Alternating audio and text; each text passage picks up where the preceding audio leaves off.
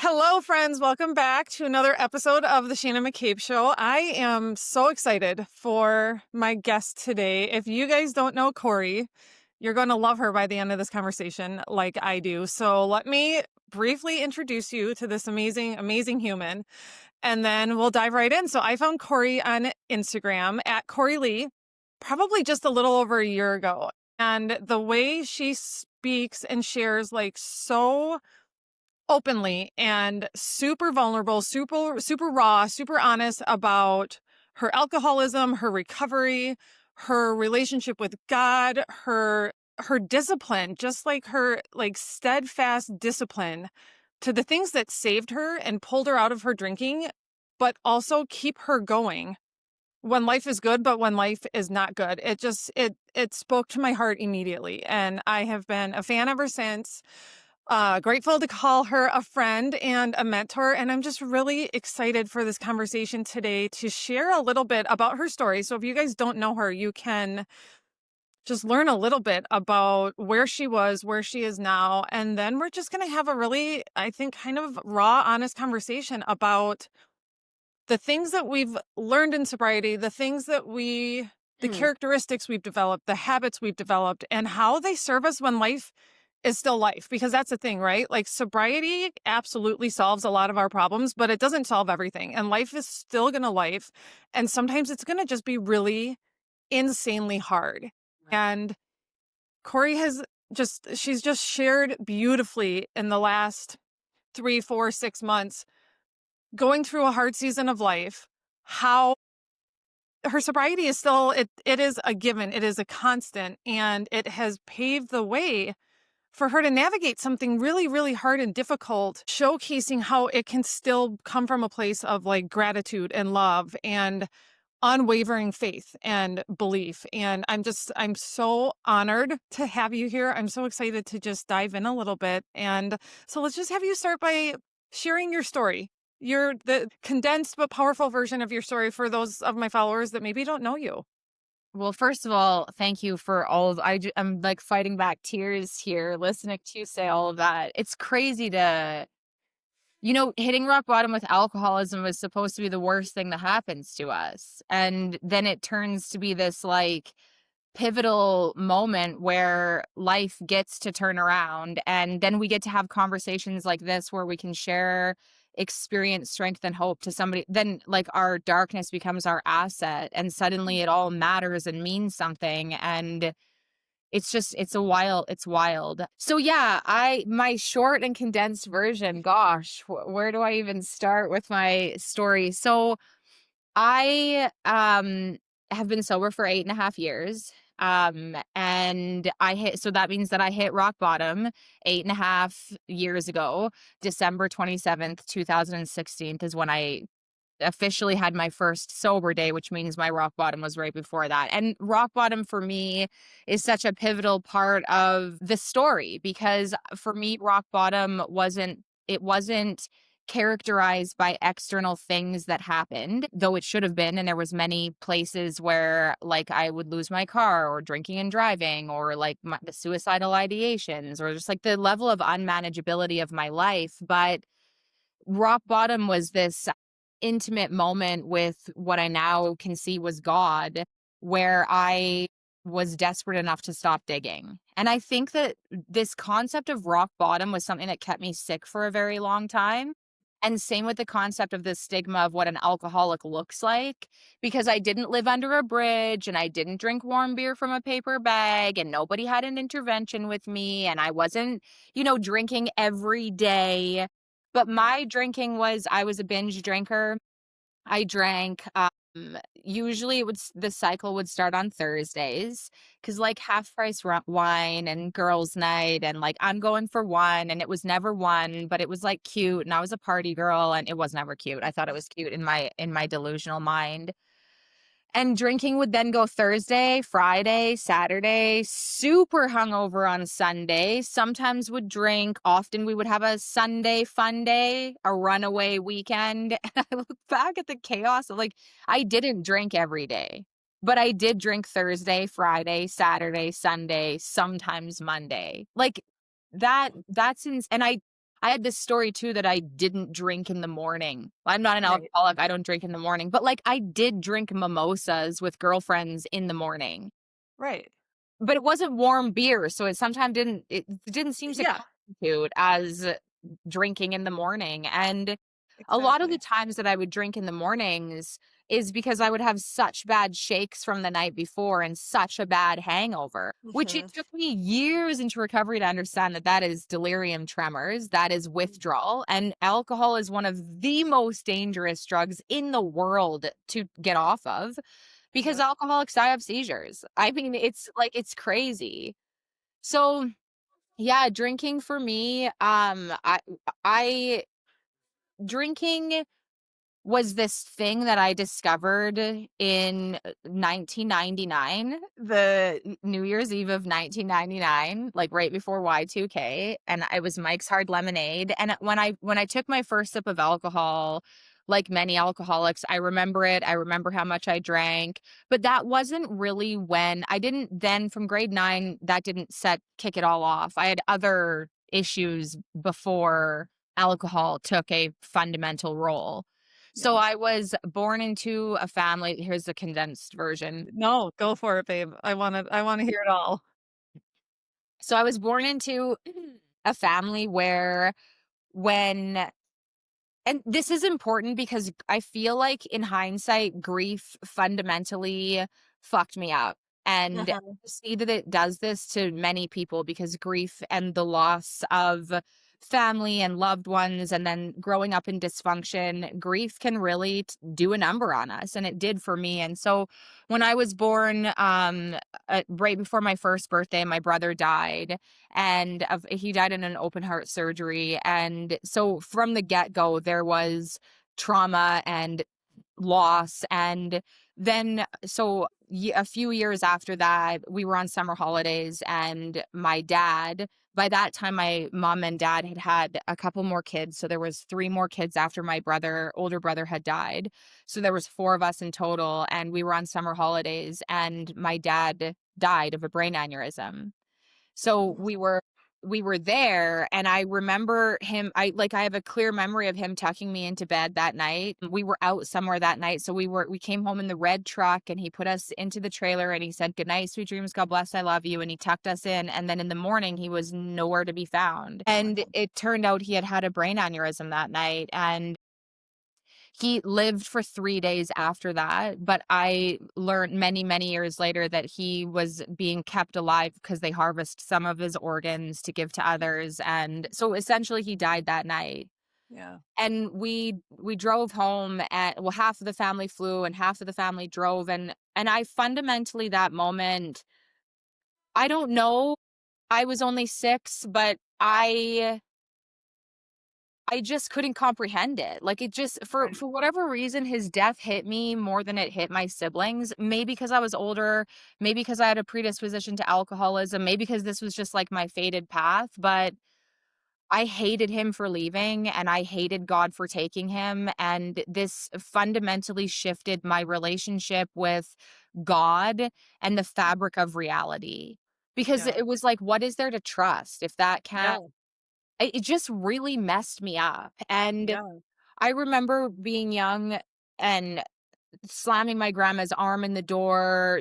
I wanted to deliver my friend a something, and she wouldn't let me go. I was 6 years old and it was nighttime, and I had rage. I had a lot of rage. This was like my first coping mechanism, rage, and then that rage turned into self-harm, and as I got older, it turned into suicidal ideations and, oh man, depression, anxiety, and by the time I found drugs and alcohol, it was like the solution to this problem that was me. Right. And my mom got remarried when I was 8, and she married a man who I don't talk about because I have nothing nice to say. I've had to do a lot of forgiveness work and step work, but I grew up in a very narcissistic, dysfunctional, very fucked up alcoholic home. And so I hated men. Like Yeah. I hated my dad for dying. I hated my mom for remarrying this man that I had to grow up with, and I hated God for sending these men.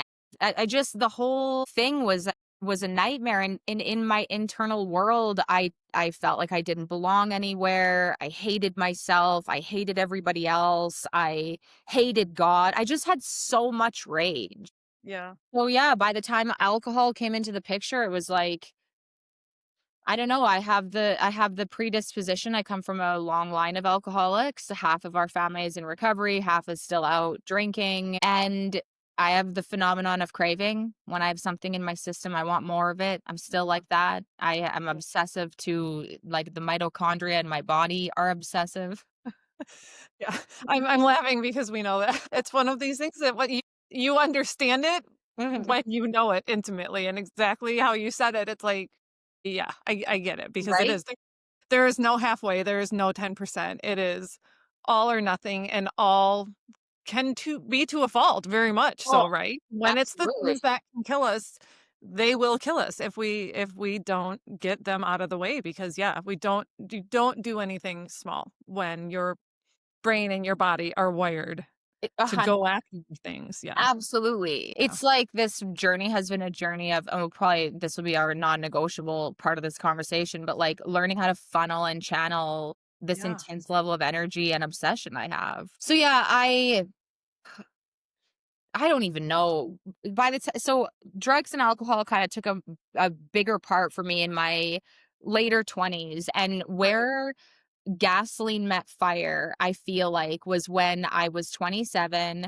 I had come home from traveling Australia and New Zealand, and life was not working the way I wanted it to be working because I had no concept of a relationship with God. I had a Yeah. concept of like the world says manifest the thing and goal set the thing and visualize the thing. And I was like a kid sitting on Santa Claus's lap, like, well, if Yeah. there's a God, you're going to give it to me like this. And then God didn't give it to me like that. And then I hated God even more. And it was like, it was chaos, and I came home from that trip, and I met this man, and him and I in endeavored on an highly dysfunctional, abusive, physically violent, emotionally violent, chaotic relationship that was fueled by cocaine and alcohol and losing my car, and my journal knew I had a problem, but my waking brain would forget that I had a problem, and I knew I had Yeah. a problem on Monday when I had suicidal hangovers, but by Thursday it's half price wine night again. And Yep. like this, I think, is where the demon of alcoholism,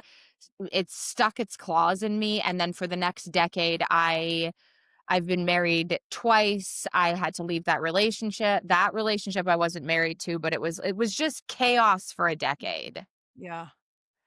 It's and I mean, gosh, like there's so I mean, so many different ways we could go already. So many different conversations to have. But one main thing that I get from your story and that it highlights and that I remember thinking when I first started following you and first started hearing your story is just the way that alcohol does not discriminate. And it honestly doesn't matter what the thing was for you. It doesn't matter what grief your what form your grief takes. It doesn't matter what the trauma is. It doesn't matter what other like boxes you've checked in your life.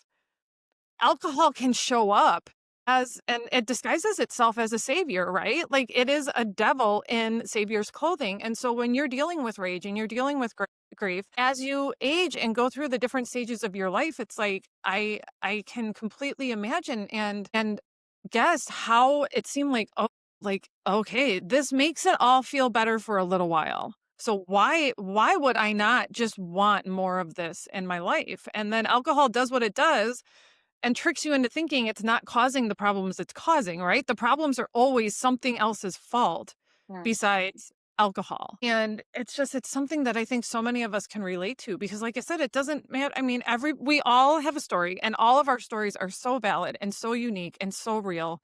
And the pain is real and the trauma is real, but at the end of the day, it's just what alcohol uses to get its foothold in our life, right? And then once it's in the door, like you know, there's no more rules. Like we're completely at the mercy and at the whim of what this alcohol is going to tell us is okay and tell us to do. And it's just insane. It's insane the trajectory we can stay on and how long we can stay on it because of alcohol. Yeah, I mean, I think looking back, I I lived a life where I grew up in the church and I hated God. And so as soon as I was allowed to leave the church, I left the church. Mhm. I was brought into the church by my stepdad. He was not a kind of like godly person. Seemed all just so Yeah. contradictory. And so when I left the church, I was like, I hated God. I didn't believe in any of it, whatever. And then now, since I've come back into a place of trusting God and building a relationship with God, I can see with incredible hindsight that I think alcohol is a demonic possession.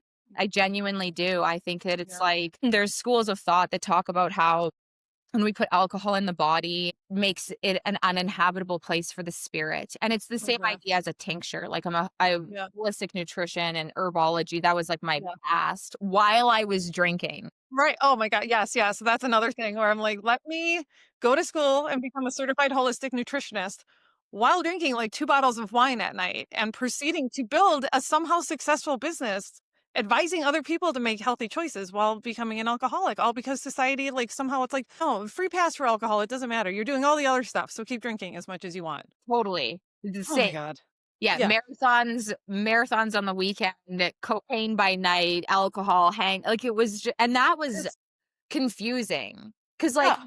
people like us being alcoholic when we're running Right. marathons and, like, taking our tinctures and stuff. Exactly, exactly. Like, we're so smart. Again, that's the thing. It's like, I know all of the right things to do Yeah, and was doing all of them, but also still drinking because again, like alcohol, I mean, alcohol itself at a, yeah, I mean, whatever, the cellular level, the spiritual level you want to talk about, but even just society, like the complete number it's pulled on society because it's the thing. And I know I've talked about this with you and other people too, how it's like all of that training, all of that schooling, and all of those chapters of, gluten, all of the things. Alcohol is never even mentioned. And then now you get on the outside of it, it's insanity. I mean, it's borderline negligence. Like, how dare we train people and teach us to be what are supposed to be like instruments of health and wellness, but then not even talk about like the biggest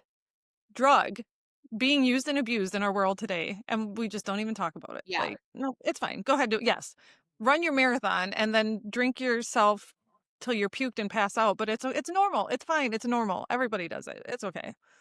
I Like, know, it's crazy. It's one of the facets of why I think there's a this would be more conspiracy rabbit hole, but there's a bigger yeah. story to this demonic possession. And yeah, it makes me think of the tincture. So when you make a tincture, you take your herb and your alcohol, a high proof alcohol, and you mix them together. And the alcohol is said to extract the spirit of the herb. It makes it a very potent medicinal remedy. And Yeah. then you take the herb out and throw it away, and then you're left with the tincture.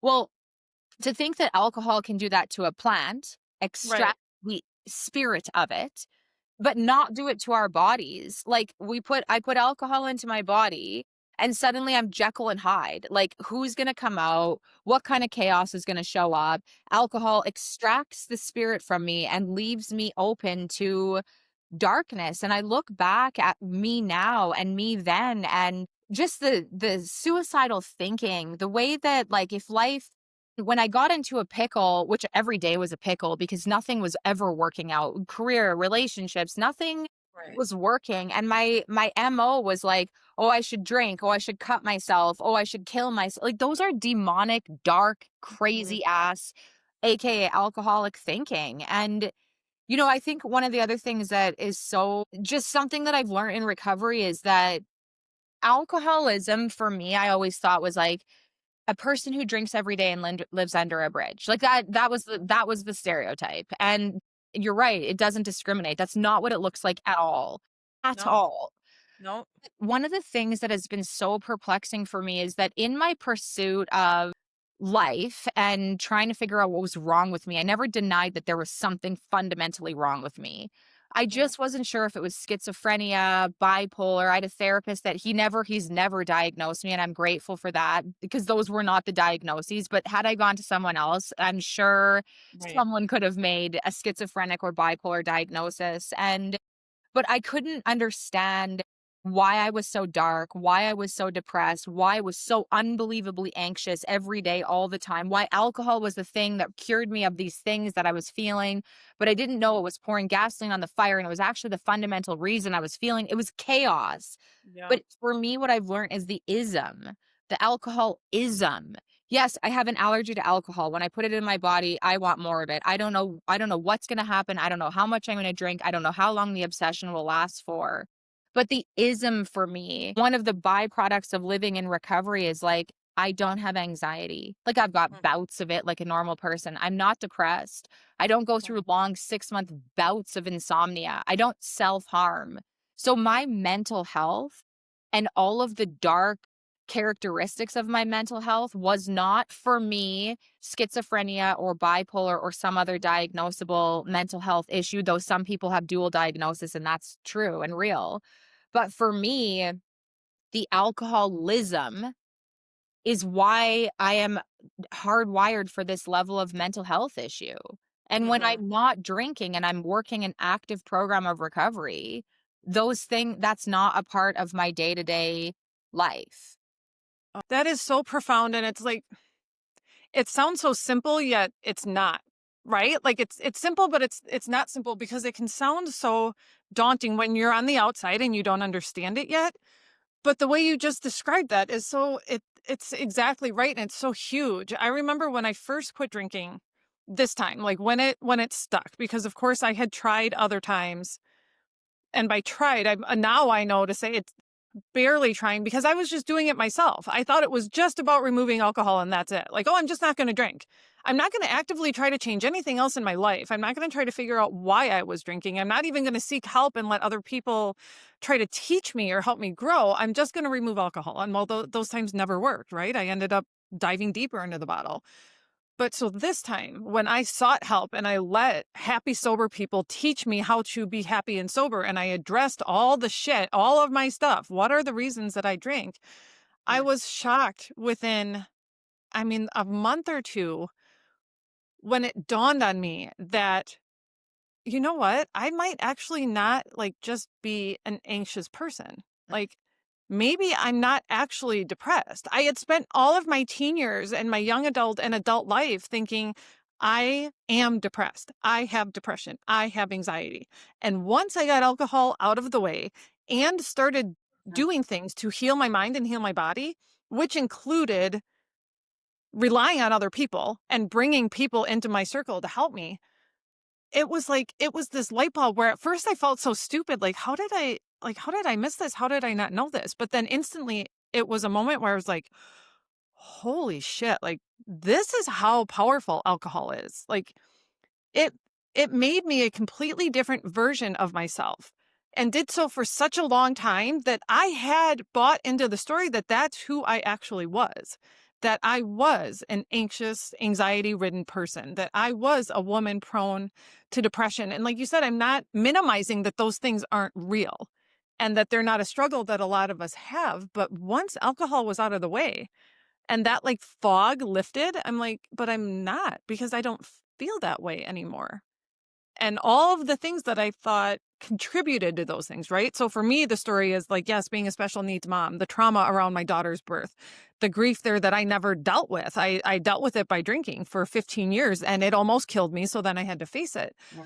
I thought, though, well, this is why I'm anxious. This is why I'm depressed because of all these things. And then it was like, oh, but no, I think it actually was just the alcohol. And isn't that interesting? Isn't that like mind blowing once you just start to figure that out? It's like, wow, what else have I been wrong about? What else have I been wrong about myself, about life in general, about alcohol? Like it's just, it's fascinating.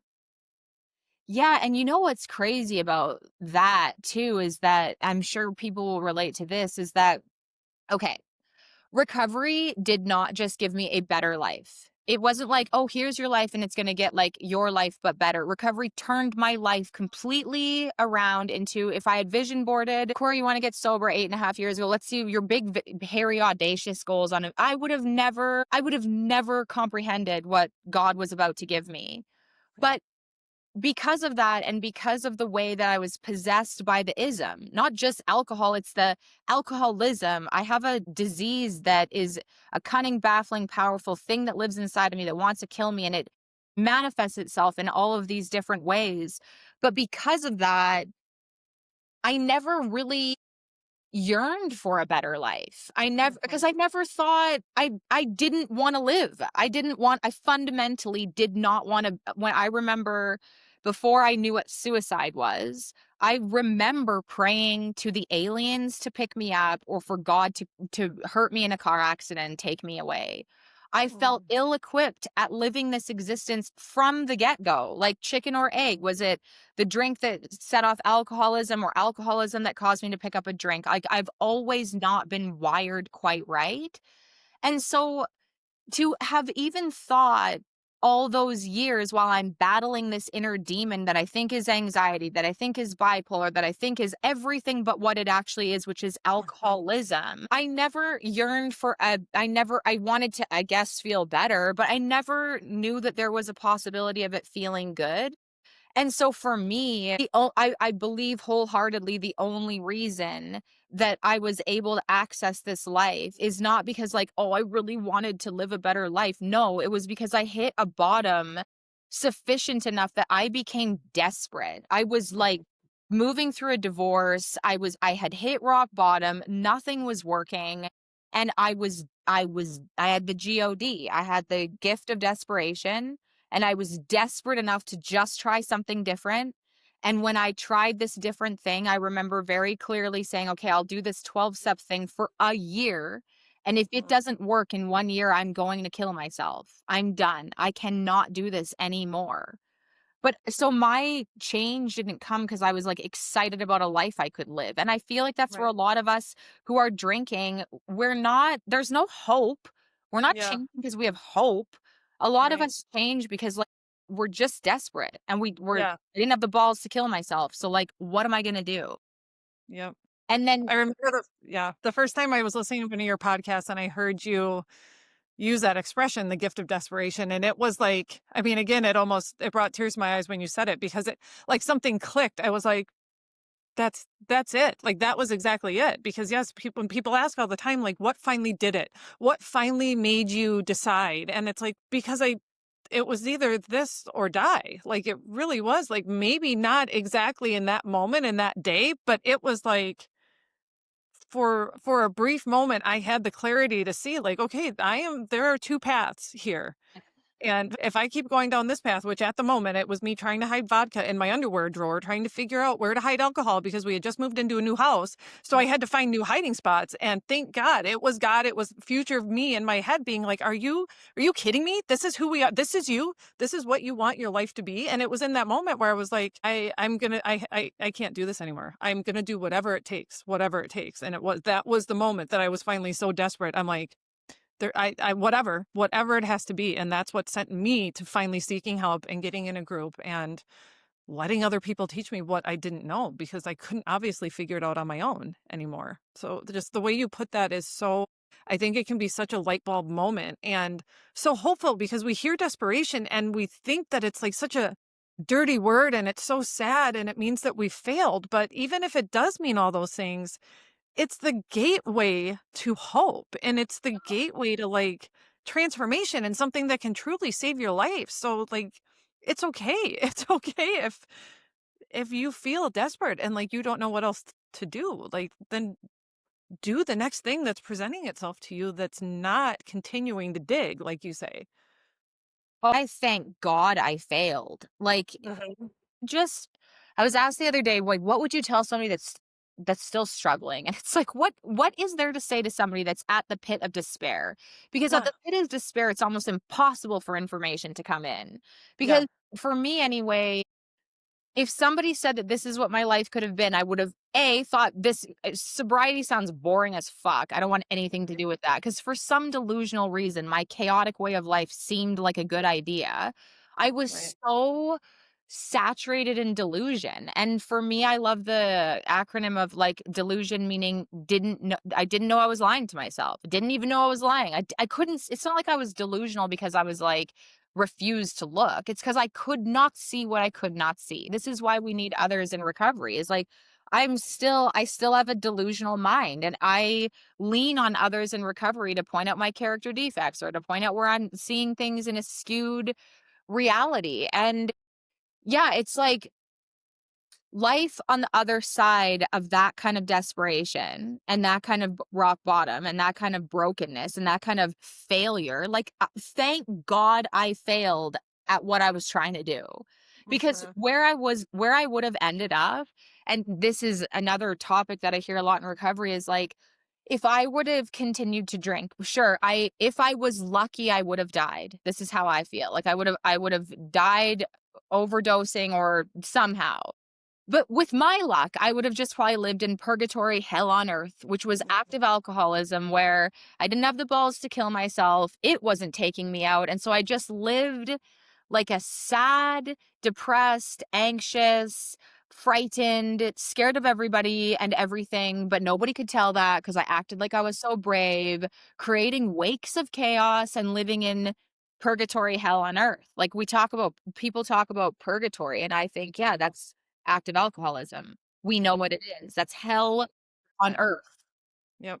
It is. It's, yeah, hating yourself, hating life, blaming yourself, but also blaming everybody, right? It's just, it's layer upon layer of like anger and resentment and sadness and desperation and overwhelm. And then you circle back to anger and resentment. And like you said, chaos that is always anything and anybody else's fault except ours. And then judgment too, like you said, right? Like sobriety, like, oh God, like that's what kept me sick and stuck for so long too, because I'm like, oh my gosh, if I quit drinking, then I'm going to be so miserable and just wish I could drink all the time. So why would I do that? I should just keep drinking, because at least if I'm going to be miserable, I could have like that I know. fun, drunk, blackout, whatever. And it's like, that is 100% hell. Like that. It's like, I can't, Hell. it's hell. That's what I say now when I say to people, I'm like, you couldn't pay me to drink again. Like you really could not. There's not enough money in the world where I would choose to do that, because nothing about that life appeals to me or is better than what life is now. Ew, no, same. Not 1 second of it. No. It's repulsive to think about it, which Yeah. is that is a miracle to Yeah. have gone from a place where you can't get enough to, Right? like, in recovery, we say we recoil from, like, as if we're gonna touch a hot flame. Like, there is a so Yeah. long as we remain in fit spiritual condition, like, so long as we're continuing to actively work whatever our pathway of recovery is, many paths to God, many paths to wealth, many paths to recovery. But it's not, I know for me, it's like I have to I have to take this very seriously because I know that that beast lives within me. And today I recoil from from a hot flame.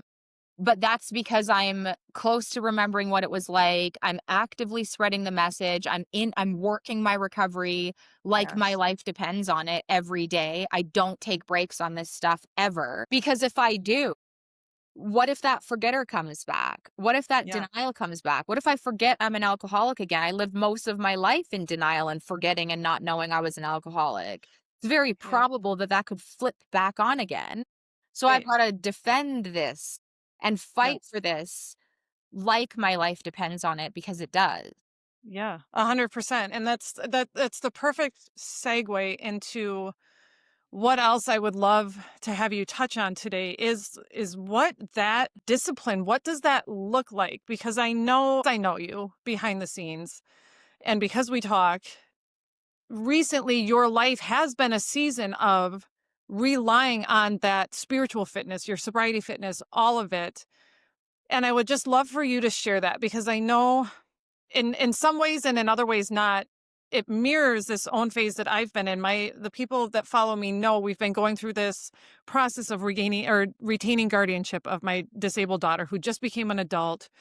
We're now into like month 3 of, I mean, I thank God the process is what it is, because it's to safeguard vulnerable people like my daughter. But it is so physically and mentally draining. And at least once or twice a week, I am actively out loud saying to my husband and my daughters what I say to God every day. Like, I am so grateful I got sober before this happened, because this absolutely would have probably sent me over the edge if alcohol was still my coping mechanism for when so many things felt like out of my control, when so many things do make me angry, make me feel overwhelmed, make me anxious, make me feel sad and stuff like that. But the habits and the non-negotiables that I've developed through my sobriety are 100% what have saved me, and can give me this perspective of still at the same time just being so at peace and being grateful and still being mostly like happy and full of joy despite the heaviness that's going on. So I would love for you to tell us a little bit about those non-negotiables for you. Like, what are the things that shape your days and shape your sobriety so that you have this foundation that feels as rock solid as possible for when life is going to be just hard? Yeah, I have so many moments in our conversation. I just want to burst into tears, so it's gonna come. I have- I know. I'm shocked we've made it this far, actually. I feel like we both keep welling up. Yeah. So I'm moving through a chaotic season right now in my life, and it's a separation of a marriage, and I have a daughter. We have a daughter, and I am prioritizing doing this in a healthy, self-loving, family first way. And yet I am an alcoholic, and change is really hard for me. Like, I've always lived this life where I was like, I love change and I'm so laid back, but like I'm not laid back and I don't like change. It freaks Mm. me out, and everything feels like it's up in the air right now. It feels like I don't like my future is all up in the air, and I don't know how to navigate these things, and I'm scared to death of fucking my child up, and like, and a million, and all of my deep fears have surfaced, like fear of economic insecurity, and like I don't want to rate all this, all the everything, and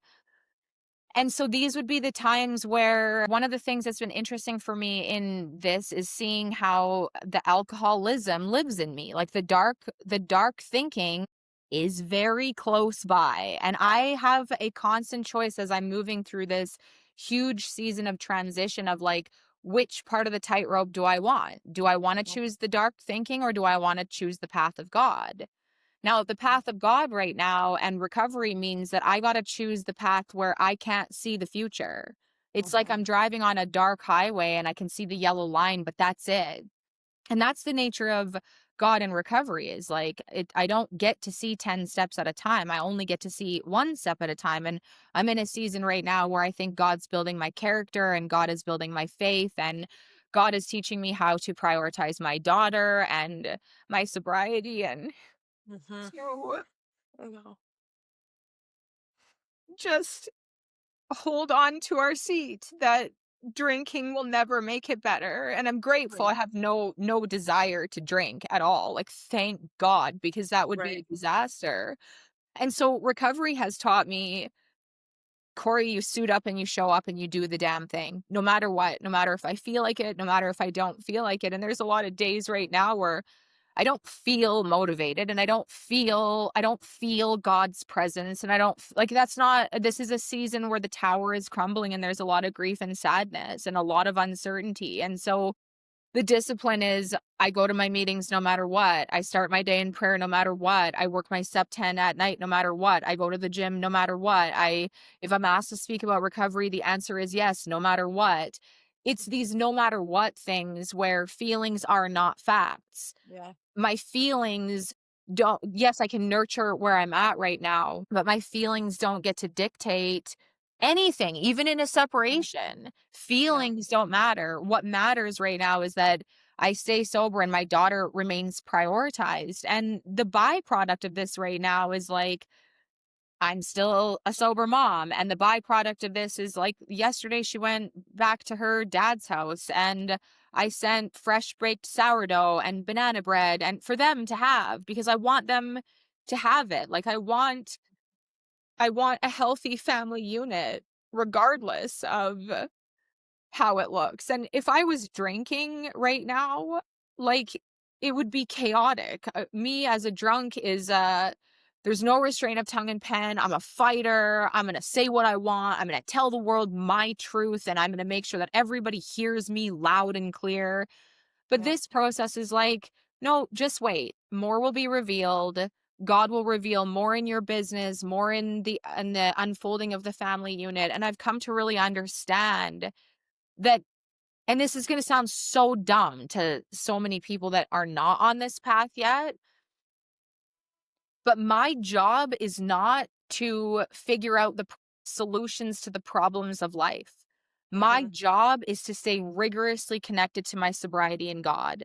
And as long as I am rigorously connected there, the problems of life are solved by God. And Hmm. God quantum leaps me into places that I couldn't have imagined had I tried to problem solve myself. Yeah. Oh my gosh. I mean, so much of this. One of the things you just said that's really jumped out at me because I feel this often and I think this often and I say it and sometimes I try to figure out how to say it in a way that conveys hope and not judgment because of course it's never judgment. Like I'm never ever passing judgment on people that are still struggling with the things that I struggled with not that long ago, right? Like I'm no different than those people. I'm just farther down the road. Like I am still that, but when you talked about what these seasons would be like if we were still drinking, I was the most selfish person when I drank because I made everything about me. Mhm. And it's like, I deserve to drink because I'm a good mom. I deserve to drink because I'm a good wife. I deserve to drink because I'm good at my job and I'm helping people. And I can only imagine like the chaos and harm it would be causing Dylan and my husband and my other daughters if I was buying into the total bullshit lie that wine would somehow help take the edge off of what I'm going through or give me a break. And again, I don't want that to sound harsh and judgmental, but sometimes I actually think it does need to because underlying all of that, when I did that, when I operated that way, it's because I was hurting and I needed help and I was just like too afraid to ask for it or I was ashamed that my life felt heavy because I didn't want it to seem like Yeah. it was hard to be a special needs mom. Like somehow I'd be a bad person for admitting that, but I wasn't a bad person when I drank 2 bottles of wine and then was so hungover and angry and impatient and made my family deal with like Mm. the chaotic leftovers of whatever was left of my persona, right? Again, I'm not like I don't want to speak for you, but I think that sometimes that's again something that I think is hard for people to understand when they still are Right. clinging to this idea that alcohol has something to offer them or that like it is maybe solving a problem or making them better. It's like if we can just pause and really think about it and think about how us drinking, the version of us that's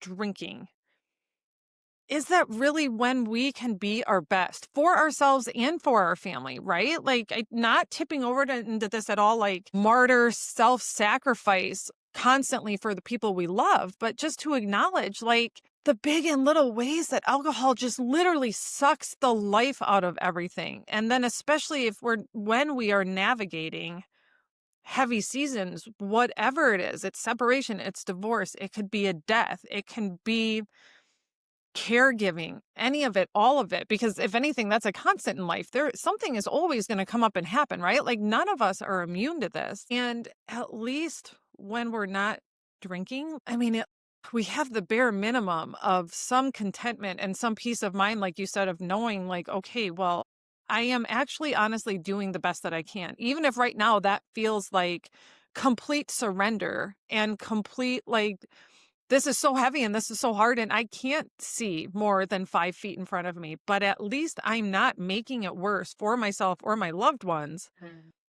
by diving into the bottle and adding the chaos of alcohol on top of what is already chaotic and hard. Yeah, I mean, for me, the alcohol and diving into the bottle and having the alcohol is Corey as an alcoholic. Like I'm now thinking in fear, I'm in reaction, I'm selfish. You know, even in moving through what I'm moving through right now, I grew up in a family where I was highly parentified and there was dynamics with my mom and her husband. They should have separated when I was little. but they didn't. And so there was dynamics where I was parentified and stuck in the middle and thrown under the bus. Like, and it was very, very damaging. And I keep thinking about how our children figure us out. Like, I got to be an adult and I figured my family out and I figured out, wait a minute, this wasn't healthy at all. And so I think a lot about Flora, who's 6 now, and she's going to be 40 one day and she's going to figure me out. And so as I'm moving through these hard moments where in a separation, there's an opportunity to either speak kindly and do things as a family, or there's an opportunity to put the kid in the middle, have them choose sides, which would be an easy thing for me because that's what I grew up in. I know how to do that. But she's going to figure me out. And so all of my action in this family unit and the way we're moving through this is, how do I want her to figure me out? When she's 40, what do I want her to figure out about me as a mom when she was 6? And I wouldn't be able to put these God-led thoughts on the table and have us as a family. We keep getting together as a family. We're having dinners as a family. We're going out as a family because not because I'm able to put myself on the side, but because God and sobriety are enabling me not to think like, what does Kori want? What does Kori need? No. What does Flora need? And what does this family unit need? And what does me as the mother, how do I usher this in, allowing God and my sobriety to lead the way? Because like sobriety isn't for me about, it's not just about put down the drink. It's like, Kori, how do you put down the drink and then live like a sober, God-led woman in every area of my life? And if I'm not doing it in every area and I'm still acting like a selfish alcoholic, then what was the point of putting down the drink? Oh my gosh. Yeah. That's so, I mean, both things. The way you talk about that perspective of your daughter, it's so, I mean, for me, I feel like that's it. Like that is a huge part of it. And has been from the beginning. And another thing where sometimes I'm like, oh, I hope I'm not judging people. But then on the flip side, I'm also like, but I think this is something that as a mother, we have a responsibility to hear the hard truths and to ask ourselves the hard questions. And when I was finally desperate enough, that was a huge part of it. I was like, Shannon, you've got 3 daughters. Like, what are you doing? Do you want to send 3 more women out into the world that don't know how to fucking deal with their emotions and their only option is to chug wine in secret and in like what?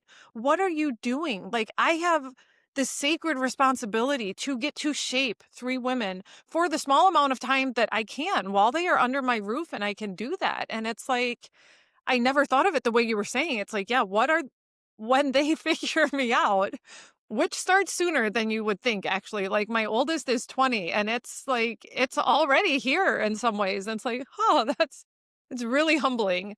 But it's also like, you know what? I feel a hell of a lot more peace about it than I would have if I was still drinking and had been drinking up to this point, because I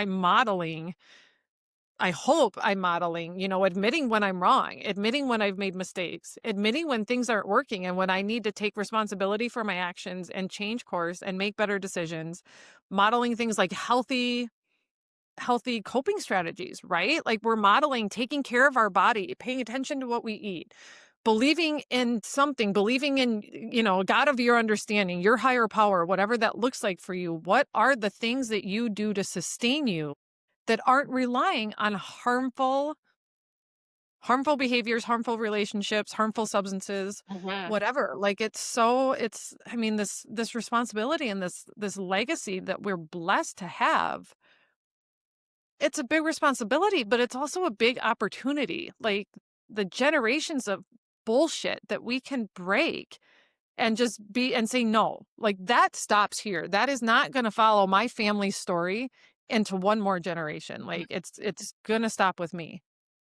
When it feels heavy and feels hard, like sometimes those are the things that, I mean, make it easier for me to just, yes, have hope, to hold on, to trust God, like you said, to be like, okay, I can do this for 1 more hour. I can do this for 1 more day because I don't see the whole picture yet, but I know what I'm doing. Like, I know why I'm doing this is because I deserve better and they deserve better. And so I'm just going to keep trusting. I'm just going to keep trusting that it's working. It's all going to work. As long as I stay sober, then it's all going to work out the way that it's supposed to. It's crazy because it does.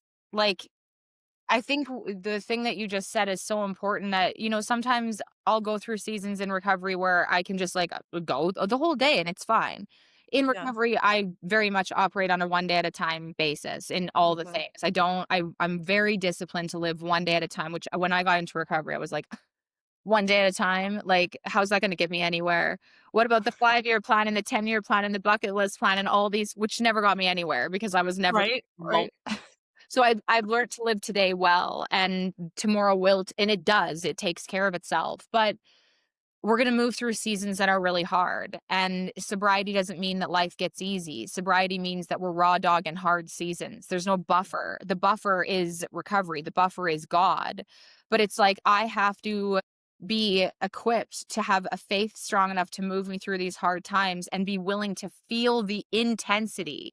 Because for me as an alcoholic, I am sensitive and I'm emotional and I feel way more. I believe that we as people who Yeah. drink feel more than the average person. And so, yeah, sometimes I'm moving through life half of the day at a time, or a quarter of the day, or 1 hour, or 1 minute. And it's like, okay, for this 1 minute, I can hold on to my seat. I can not pick up a drink and I can feel these intense emotions. For this 1 minute, I can do my fear prayer and hand it over to God and not know what's coming on the other side. And at the beginning of recovery, when I moved through my first divorce and getting sober, I had fake faith. All I had was desperation. And I guess I was willing to do what these people said to do, which was Uh, the 12 steps and not pick up a drink. But I didn't know if it was going to work.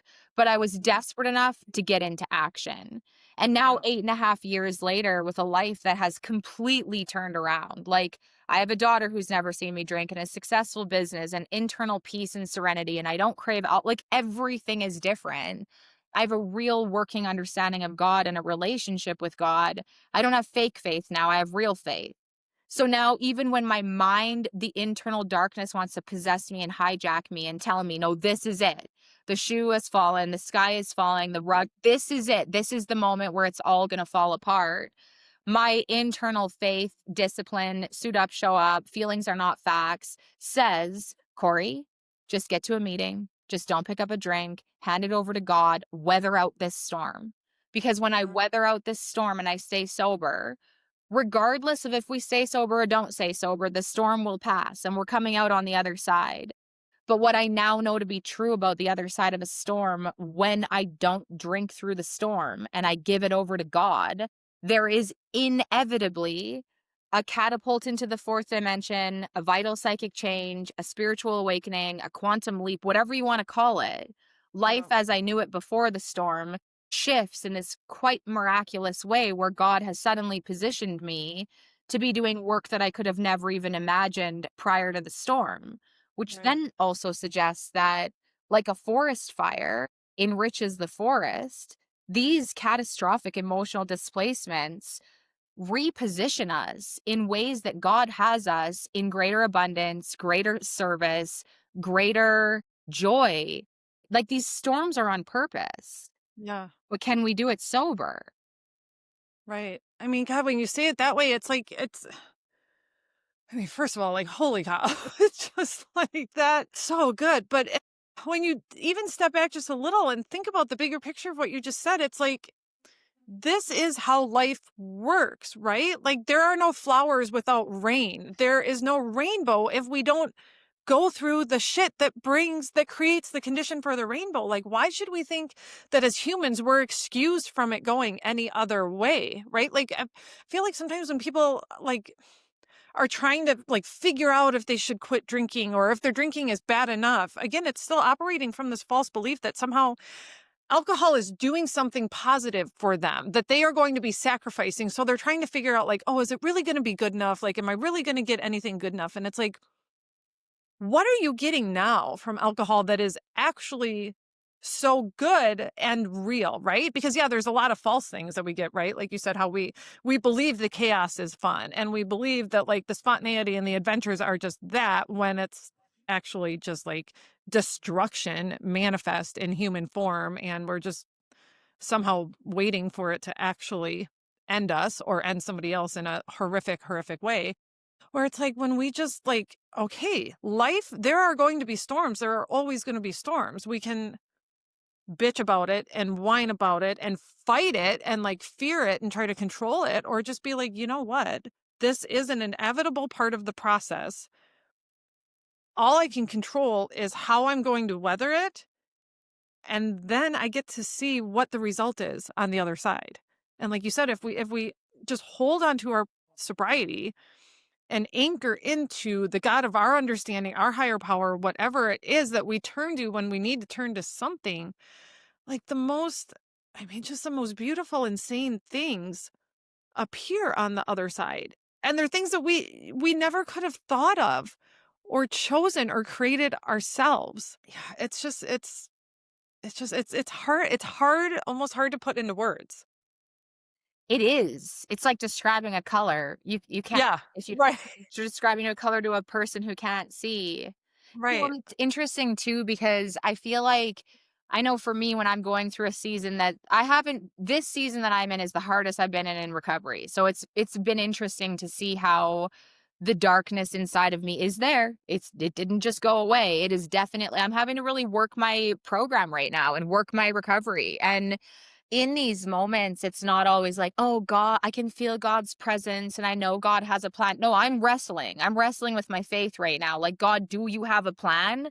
Show me a sign. And there's days there's no sign. God didn't Mhm. throw a rainbow out or like team of angels didn't come down and do, do, do, do. Here is your sign. No, none of that is in existence. And so but I know now because I have real faith that this season of doubt and chaos and fear will be replaced with clarity. So my point in that is like, even when we can't feel God's presence, for me, the Mhm. question is, okay, on the tightrope, is darkness going to serve? No. Right. So what Right. choice is there? Am I going to Exactly. myself or pick up a drink? No. So Right. then what choice is there? Suit up, show up, do the next Right. step. That's it. Right. Those are the Yeah. only options. It is. That's exactly, I mean, the way that you said it is exactly it, because that's like, somebody, anytime, every time I share about Dylan on Instagram, it's, I get the messages and and sometimes it's from other special needs parents that have also found their way out of the darkness and are sober, or from the ones that are still in it, or just from people in general. And they're just like, I don't know how you do it. I don't know. Like, those are the days, like, it's so hard. It never ends. I just can't not drink. And I'm like, but is the drinking actually solving anything for you? Is it doing anything? Is it making anything even 1% better? Or is it making it all even worse? Because I know it feels awful. It's heavy. It's unrelenting. It's exhausting. It never ends. But yes, at least now I have, even if at the end of the day, that's the only thing I have, is like, thank God I have the knowledge and the belief and the proof that drinking would do nothing. It does nothing. It doesn't do anything. Situation is going to be exactly what it is. And I can be angry and resentful and drunk and mean and selfish and chaotic and, yes, like, manic, because that was me. Like, I for so long thought, like, am I manic? Is this Mhm. because I'm so happy and so excited and, oh my God, everything's amazing. And then I'm crying on my kitchen floor at 2 a.m. by myself and like a vodka induced like heaving, sobbing because life is so terrible. Or I can keep doing this sober. That other way doesn't offer any solution. It doesn't make 1 second of this better. So of course, I'm just going to at least choose sobriety. I'm going to just at least choosing this one thing that has yet to fail me. Like, if anything, that's it. It's like sobriety has yet to fail me. Alcohol failed me a billion times. I failed myself a billion times. Mhm. But sobriety and God have yet to fail me. Like you said, even when I can't be like, oh, look at this beautiful checklist. Everything I asked for today, God gave me. No, that's not how it works. But nothing in life really ever actually works that way. Even alcohol doesn't work that way. So it's like, why? It's not like I'm giving up something that was working. We gave up Oh. something that was destroying us and making everything harder. Yeah, 100%. I mean, even that when people are like, "Oh, well, I'm drinking because Yeah. insert whatever." No, we're drinking because 'cause we're alcoholic. For me, I'm Yeah. not Yeah. drinking because 'cause I'm in grief or because 'cause I'm happy or because 'cause I'm sad. Because I used to think, "Oh, like, it's summer now. It's patios. It's time to Gosh. drinks. Oh, it's winter Yep. now. It's wine season in front of the fire. Time for drinks." Yep. It's time to celebrate. Something great happened. Time for drinks. I'm sad. Time for it. So it's not, I'm not, for me, I had to concede with my innermost self that I'm not drinking because insert, mm, I am Right. drinking because I'm an alcoholic. And alcoholics, the most natural thing to do is to pick up a drink. That's why I'm Exactly. drinking. So yeah, and that's the other thing with what you said too is like, this was the most frustrating thing for me about alcohol. I kept waking up. I would drink into oblivion, which is where I wanted to be, and then I'd Yep. wake up, and it's not like the problem remained status quo. It compiled a bit on itself. So now I've Yep. woken up to a bigger problem. So I need to drink more alcohol to go into Yep. oblivion, and then for fuck's sakes, I woke up again. It never Yep. did anything to the problem. It gave me temporary relief. I highly Yeah. quote that because Yeah. temporary relief woke me up to a bigger problem Yep. and more anxiety. Like it Yep. that was A bigger problem and an even less capable version of ourselves. totally. Like that's the thing too. Like it's just like not only everything we were avoiding is still there, always there. But every time I drank and the more I drank, I became less and less and less capable Yeah. of facing it or of even functioning like a healthy, normal adult. And it's just like, no, thank you. Well, That doesn't it doesn't solve anything. It would not solve it just would not solve anything. it gives me like the goosebumps in the worst way. Like I know. it's such a fucking trap. And Yeah. the stats for people to get out of this are so low. And Yeah. it's I don't want to say it's because, but I probably a contributing factor to this very low statistics of people getting sober is that it is such a vicious trap. Yep. Is delusion, there is obsession, there is craving, and it is like to get out is such a miracle. It is. And that's why on the other side, like I believe we have to work for it. Yeah.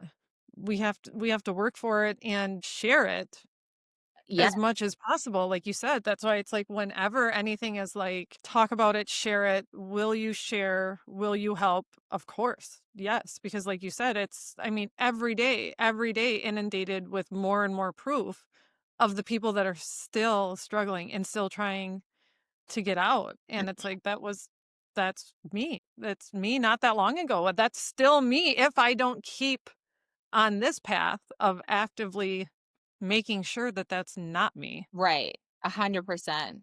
Yeah. It's so crazy. Oh my gosh. Babe, I feel like we could keep talking forever, but we should probably we'll maybe save it for round 2. There'll be another